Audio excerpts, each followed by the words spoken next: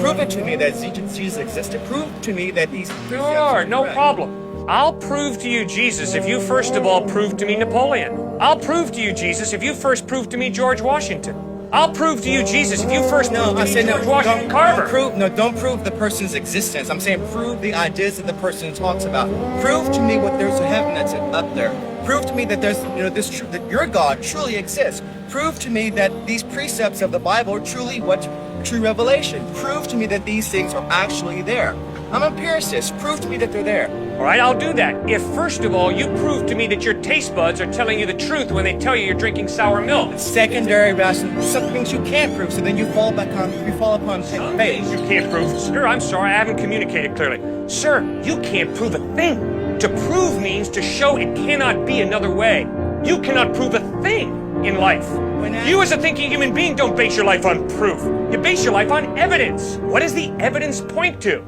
And you follow the evidence. To prove means to show. It cannot be another way. What can you prove in life? Prove to me we're having this conversation right now.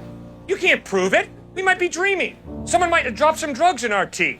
But the evidence is we're having this conversation. That's why I'm hanging in there with you. That's why you're hanging in there with me. Evidence. Okay, so the evidence is God exists. The evidence is the order and the design of the cosmos point to an intelligent mind. Moral absolutes point to some moral giver, lawgiver. Life comes from life. Never once have I ever seen life come from non-life. An atheist is someone who says, oh yeah, at some point, somewhere, at one time, in La La Land, life came from non-life. And I'm saying, all of my experience shows me life comes from life. Never once have I seen life come from non-life. Fourth piece of evidence, free will. If there is no God, you're just a hunk of biochemical reactions. That's all I am. You're not free. You're determined by your biochemical reactions, so am I. I'm sorry, I judge myself at night. I say, you know, Cliff, when you spoke to that student, that was pretty rude. When you spoke to that student, boy, you displayed a lot of patience, man. Tomorrow do that again and don't do that. I judge myself, I critique myself. I'm free. I don't have to do what I do. Well, if I'm free, it means there's more to me than just my biochemical makeup. There's a soul, a personality, an I that goes beyond the biochemical. I have a free will.